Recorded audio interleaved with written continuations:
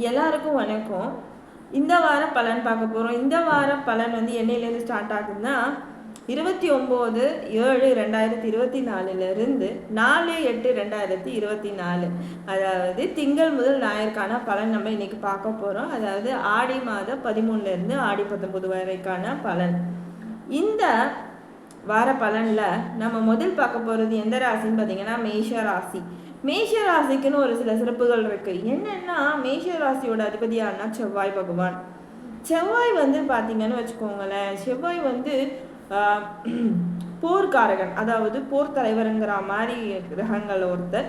இந்த போரினும் பொழுது எதிர்க்க இருக்கக்கூடிய பகைவரை அழிக்கிறதுக்காக எந்த ஒரு ஆயுதத்தையும் கையில் எழுந்த தயங்காத ஒரு அமைப்புள்ள ஒரு இது. அதே மாதிரி பார்த்தீங்கன்னா ரொம்ப செவ்வாயோட ஆதிக்கத்தில், செவ்வாய் ராசியில் பிறந்து செவ்வாய் ஆதிக்கத்தில் இருக்கிறவங்க மோஸ்ட் ஆஃப் தி போலீஸாக இருப்பாங்க இல்லையா, ரவுடியாக இருப்பாங்க. சரி, இப்போது நம்ம இந்த வாரம் மேஷ ராசிக்கு எப்படி இருக்குன்னு பார்க்க போகிறோம். மேஷ ராசிக்காரங்க வந்து இந்த வாரம் வந்து ஒரு சூப்பரான வாரமாக இருக்கும். அதாவது பார்த்திங்கன்னா இது வரைக்கும் அன்பு பாசம் இது வேணும் அப்படின்னு சொல்லிட்டு நமக்கு எல்லாருக்குமே அன்பு பாசம் தேவைப்படும். ஆனால் நம்ம எதிர்பார்க்குறவங்க கிட்டேருந்து கிடைக்கும் பொழுது அதோட மதிப்பு வந்து அளவில்லாமல் இருக்கும். அது மாதிரி இந்த வாரம் மேஷராசிக்காரங்க யாருக்கிட்டேருந்து அன்பு கிடைக்கணும் அப்படின்னு ரொம்ப விரும்பினாங்களோ அவங்க இவங்க மேலே அளவுக்கு அதிகமாக அன்பு காட்ட போகும் ஒரு அற்புதமான வாரமாக இருக்க போது நம்ம மேஷராசிக்காரங்க.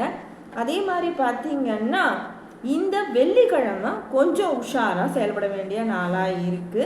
வண்டி வாகனம் ஓட்டும் போது கொஞ்சம் கவனம் காட்டுவது நன்மையை தரும்.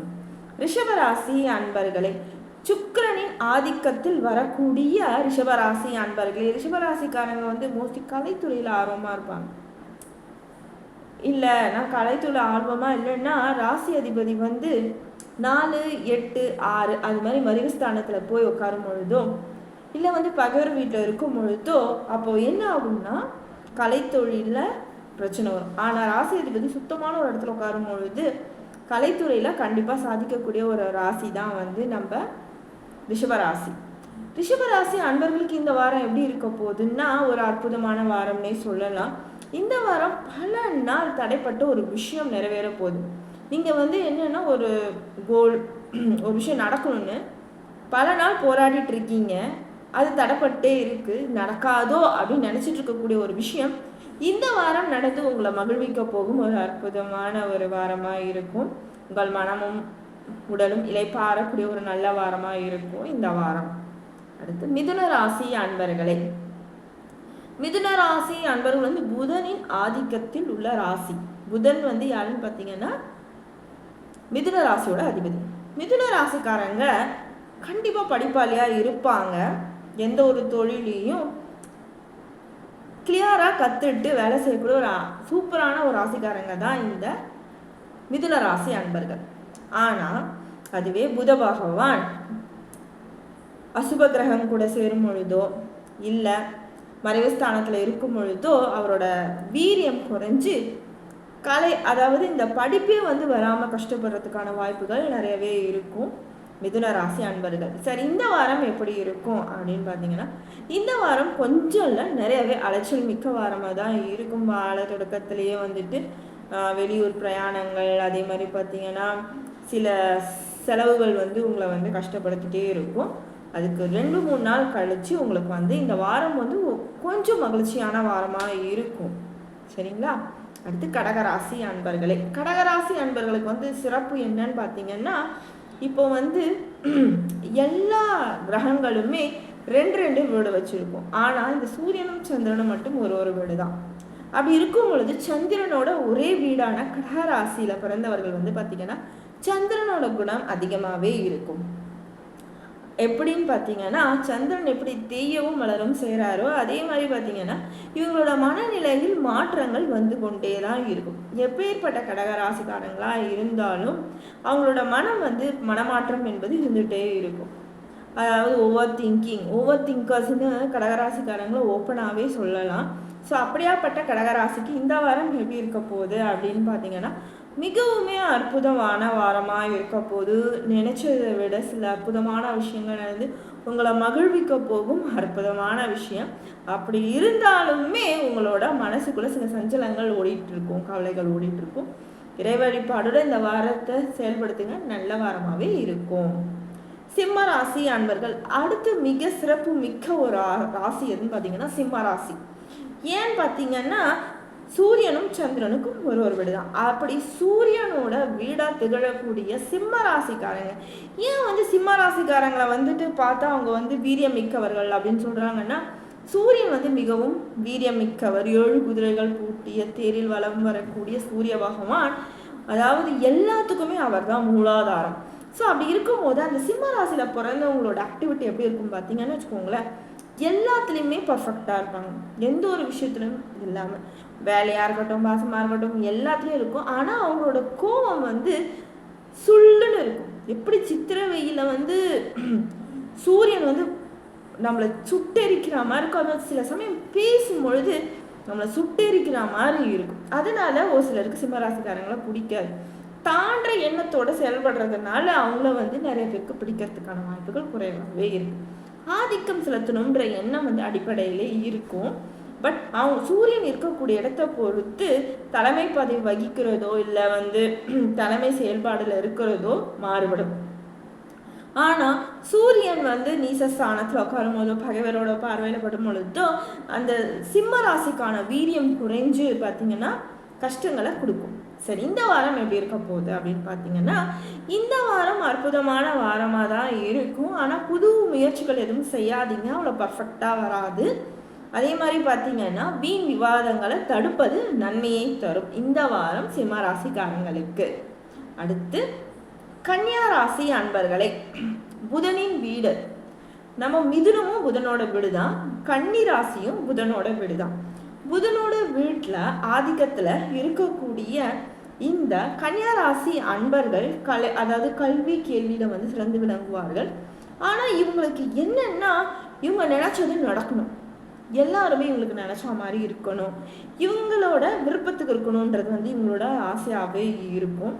அதே மாதிரி பார்த்தீங்கன்னா பொதுவாக அந்த கன்னியா ராசிக்காரங்கள் இலகின மனசாக இருப்பாங்க, ரொம்பவே குழந்தை மனசாக இருப்பாங்க. ஸோ எளிதில் உணர்ச்சி வசப்படக்கூடிய ஒரு கன்னியாராசி அன்பர்கள். இருப்பினும் இந்த புத பகவான் சில அசுபர்களோட இருக்கும் பொழுதோ இல்லை பகைவர்களோட வீட்டில் இருக்கும் பொழுதோ இந்த தன்மை அப்படியே மாறுபட்டு செயல்படும். அதாவது குழந்தை தன்மை போய் கொஞ்சம் மெச்சூர்டாக இருக்கக்கூடியவர்கள், எதுக்கும் கலங்காமல் கல்லுமா இருக்கக்கூடிய சில மனநிலைகள் வந்துட்டு போகும். சரி, இந்த வாரம் எப்படி இருக்குது அப்படின்னு பார்த்தீங்கன்னா, இந்த வாரம் மிகவுமே அற்புதமான வாரமாக இருக்கும், லாபம் மிக்க வாரமாக இருக்கும். இது வரைக்கும் உங்களுக்கு வெளியில் தடப்பட்டு நின்ன சில வருவாய்கள் உங்கள் கைக்கு உங்களை மகிழ்விக்க போகும் ஒரு அற்புதமான வாரம் நம்ம கன்னியா ராசிக்காரங்களுக்கு. அடுத்து துலாம் ராசி அன்பர்களே, ரிஷபமாம் வீடும் சுக்கிரம் தான். அதே மாதிரி பார்த்தீங்கன்னா துலாம் ராசிக்கும் ராசி அதிபதி சுக்கிர பகவான் தான். இந்த சுக்கிர பகவான் கலை கேள்வி எல்லாத்துக்குமே அதிபதி. இவர் அசுர குருன்னு சொல்லுவாங்க. குரு பகவான் தேவர்களுக்கு குரு, சுக்கிரன் அசுரர்களோட குரு பகவான். இவர் பார்த்தீங்கன்னா செல்வம் சேர்க்க விதம் எல்லாமே இருக்கு. இப்போ ஆண்களுக்கு குரு, பெண்களுக்கு சுக்கிரன் ஸ்ட்ராங்கா இருந்தா திருமண வாழ்க்கை அற்புதமாகவே இருக்கும். இந்த துலாம் ராசிக்காரர்களோட இயல்பு எப்படி இருக்கும்னு பார்த்தீங்கன்னு வச்சுக்கோங்களேன், கண்ணு ரொம்ப அழகா இருக்கும், அட்ராக்டிவா இருக்கும், பார்க்க ரொம்ப அழகா இருப்பாங்க. அடுத்து பார்த்தீங்கன்னா இந்த அடுத்தவர்களை அழகுபடுத்தக்கூடிய விஷயங்கள்ல ஈடுபடக்கூடிய முக்கால்வாசி பேர் துலாம் ராசியா இருப்பாங்க. சுக்கிரன் ஸ்ட்ராங்கா இருக்கக்கூடியவர்களும், சுக்கிரன் நல்ல வீட்டில் 10, 9 அது மாதிரி வீட்டில் சுக்கிரன் இருக்காரு அப்படின்னும் பொழுது தொழிலே பார்த்தீங்கன்னா அழகு கலை சம்பந்தமான தொழிலில் தான் இருப்பாங்க இந்த சுக்கிரனோட ஆதிக்கத்தில் உள்ளவர்கள். இந்த வாரம் நம்ம துலாம் ராசிக்காரங்களுக்கு எப்படி இருக்குன்னா மிகவுமே அற்புதமா இருக்கு. என்னன்னா வெற்றி நிறைந்த வாரமா இருக்கு. அதாவது இது வரைக்கும் தோல்விதான் நமக்கு சொந்த காரணம் அப்படின்னு நினைச்சிட்டு இருந்த துலாம் ராசிக்காரங்களுக்கு இந்த வாரம் இல்லை, வெற்றி உங்களுக்கு துணைன்னு ப்ரூஃப் பண்ண போகும் அற்புதமான வாரம். போட்டி தேர்வு இருக்கு, எக்ஸாம்ஸ் இருக்கு அப்படின்றவங்க இந்த வாரம் எழுதுனீங்கன்னா அது கண்டிப்பாக சக்ஸஸ்ஃபுல்லான ஒரு எக்ஸாமாக இருக்கும். வெற்றி நிறைந்த வாரம். இன்டர்வியூவாக இருக்கட்டும், இல்லை வந்துட்டு ஒரு ஏதோ ஒரு விஷயம், இம்பார்ட்டண்ட் விஷயத்துக்கு நீங்கள் போய் தலையிடுறீங்கன்னா இந்த வாரம் ஒரு வெற்றி நிறைந்த வாரமாக இருக்கும் நம்ம துலாம் ராசி அன்பர்களுக்கு. விருச்சிக ராசி அன்பர்களே, செவ்வாயின் வீடாகிய மேஷமும் அடுத்து பார்த்தீங்கன்னா இந்த விருச்சிக ராசி.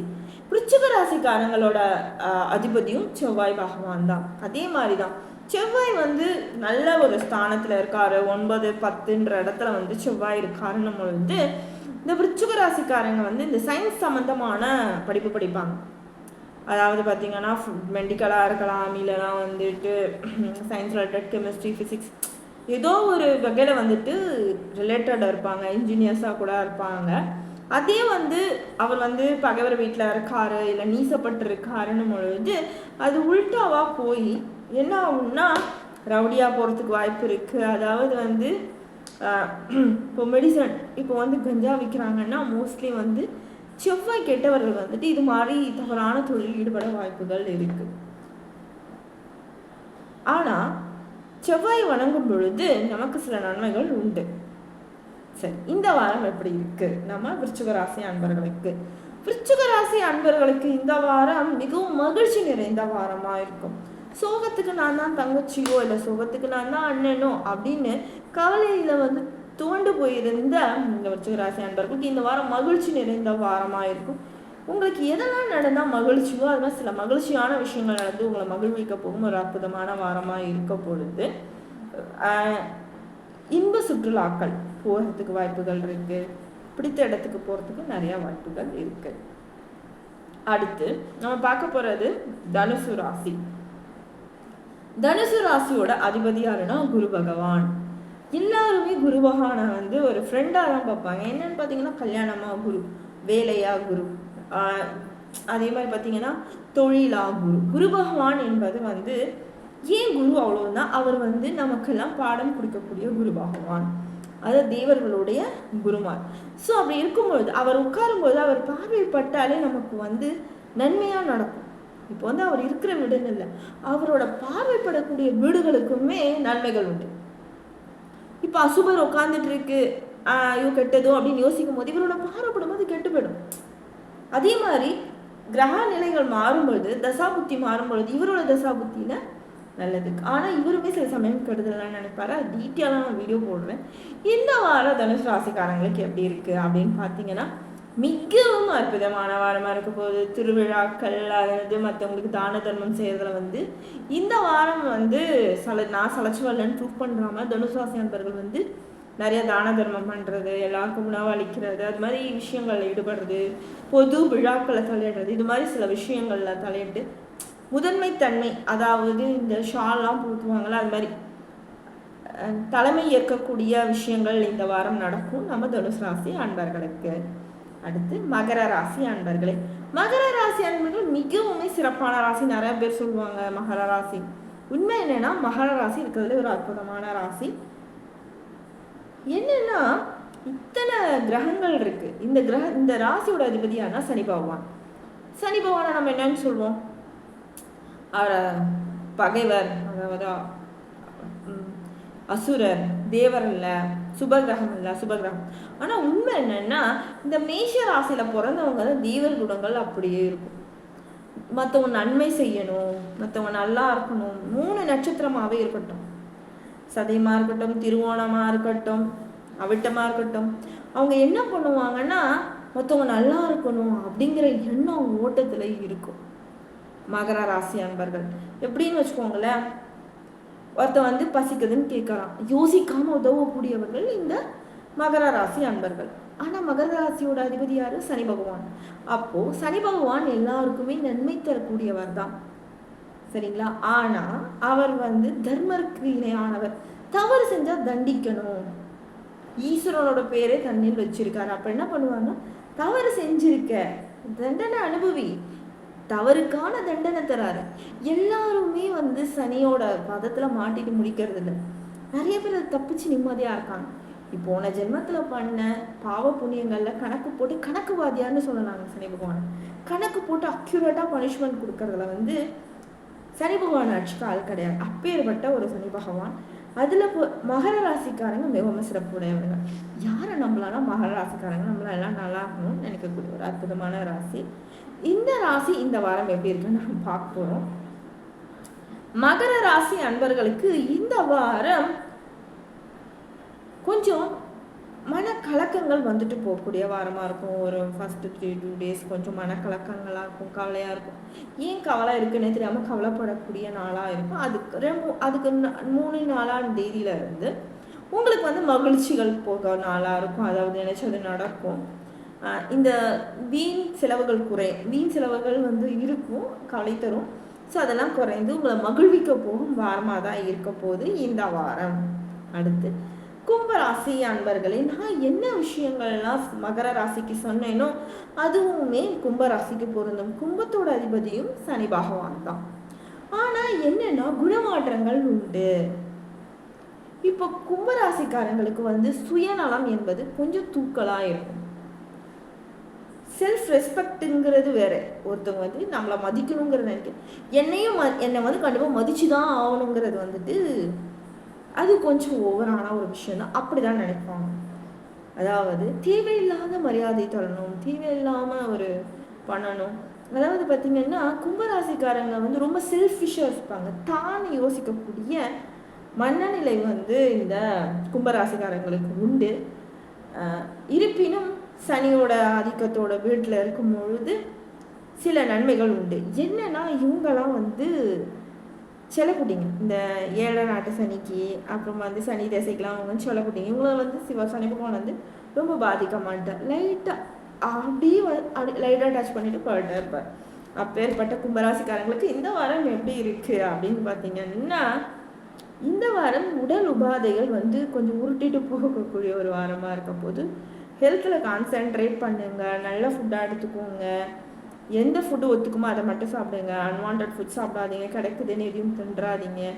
அது மாதிரி இருக்கக்கூடியது நன்மையை தரும் இந்த வாரம். அடுத்து மீன ராசி அன்பர்களே, மீன ராசியோட அதிபதி யாருன்னு பார்த்தீங்கன்னா நம்ம குரு பகவான் தான். தனுசு ராசி மாதிரியே தான் இதுவும். இருப்பினும் இது வந்து 12ஆம் வீடு. அதை முதல் புரிஞ்சுக்கோங்க. என்ன ரீசன்? இது 12ஆம் வீடுன்னும் பொழுது குரு வந்து கொஞ்சம் வீரியம் குறைஞ்சிருப்பார். மீன ராசியில் வந்து குரு பகவான் வீரியம் குறைஞ்சிருப்பார். ஸோ எந்த அளவு தனுசு ராசிக்கு இருக்கோ அதில் வந்து இங்கே கொஞ்சம் கம்மியாக தான் இருக்கும். ஆனால் வந்து குருவோட பார்வைப்படும் பொழுதோ இல்லை குரு திசையிலோ வந்துட்டு நன்மைகள் நிறைய நடக்கும் இந்த மீனராசி அன்பர்களுக்கு.